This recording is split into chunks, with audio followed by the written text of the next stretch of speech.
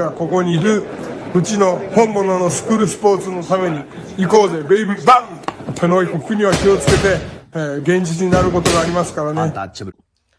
Alright, so we're going to go ahead and continue the long-standing tradition of covering Japanese boxing here on True School Sports. True School Sports, the #1 source for Japanese boxing in America. Now, this is another prospect review, and I'm very intrigued to do this one because I've never done a video about this young man. We're going to talk about the fighting pride of Hachiochi, Tokyo, Japan. And we're not talking about Jin Sasaki. No. We are talking about his brother, Kaku Sasaki. 7-0 with 4 knockouts. Let's talk about Kaku Sasaki because he's an interesting fighter. He's a bit bigger than Jin Sasaki. He fights in a higher weight class. He's currently campaigning as a middleweight. But I'll be honest with you, I don't know if he should fight there very, very long. He's not a very, very big middleweight. He's 5'8.5" as a middleweight with a 66-inch reach, which is very undersized. I mean, comparatively speaking, you know, Carlos Adames, who's the WBC champion, he's 5'11", 70 with a 73-inch reach. You understand? So I don't know, man. I don't know. I don't know if he has a future in the middleweight division. I feel like they may have to move him down, and if they don't want to move him down, then they're gonna have to really improve his skills. You know, maybe either make him the kind of elite power puncher that can knock out bigger guys, or he's gonna have to become an elite boxer. But either way, he's interesting. He trains at the Hachiochi Nakaya boxing gym alongside his brother Jin Sasaki. Good people. Shout out to Issei Nakaya. He just won. Now, Kaku Sasaki just won the 2025 middleweight Japan Rookie of the Year tournament, which I would normally say is a good sign, but I don't want to put too much stock into it because the reality is this: in Japan, once you get above like 135 or 140, I mean, there's not a whole lot of talent. The talent pool isn't very, very big.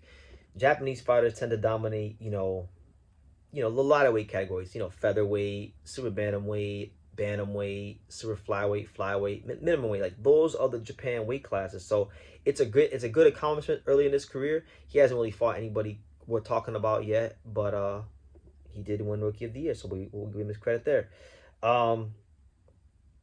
He's 20 years old, right? So he's still very, very young. It's possible maybe Kaku Sasaki becomes even bigger. Maybe he winds up even being a super middleweight. Maybe he fills out, grows an inch or two, and fills out a bit more. And this might not be his weight class for a long term. You know, and if it is a weight class, maybe he inevitably fills out at 160 and becomes a real, you know, a guy that we could talk about at 160 in the future. Just like Jin, right? Just comparing him to Jin, right? He has a very raw style. He is a bit of a gunslinger, but I don't think he's quite as wild as Jin. Yes, he can be wild, but I actually would say that Kaku is less of a gunslinger, but he's more of a compact puncher, meaning that when the gap closes, you know, his punches are a little bit tighter than Jin's. Jin's slinging this shit from the ceiling, from the side, from up, from down. I mean, Kaku, I think, is a more compact puncher, so he might actually have a slightly better base to work with than a guy like Jin Sasaki in terms of fundamentals and skills. You understand? So he's definitely interesting. I'm not sure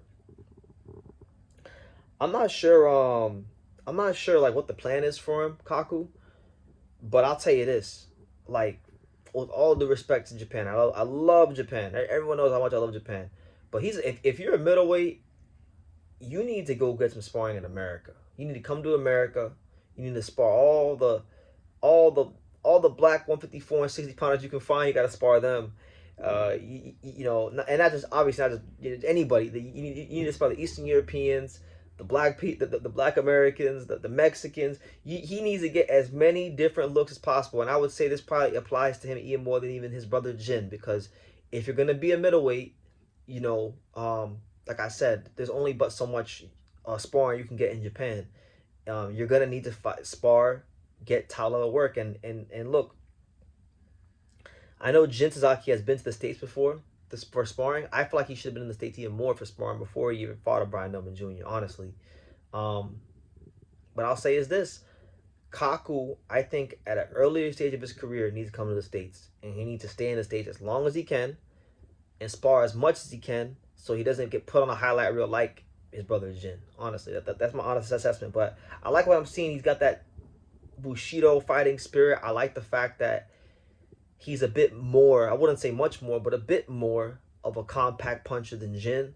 What that tells me is that he might actually have better fundamentals, but the reality is that he is undersized, and he's gonna need to really do all he can to get the best sparring, so that when he steps up, because his day will come. He's 20 years old, so he don't gotta rush, but his day will come. He will have to step up, and he will have to fight someone who can punch a hole through the wall. And when that day comes, you don't want it to end up like Jin versus Brian Millman Jr. You understand? So, shout out to Kaku Sasaki, a good young, explosive, fun fighter to watch. I'm not making any world title proclamations, but he can punch, and he is exciting, and we'll see how he develops. But yeah, those are my thoughts on him.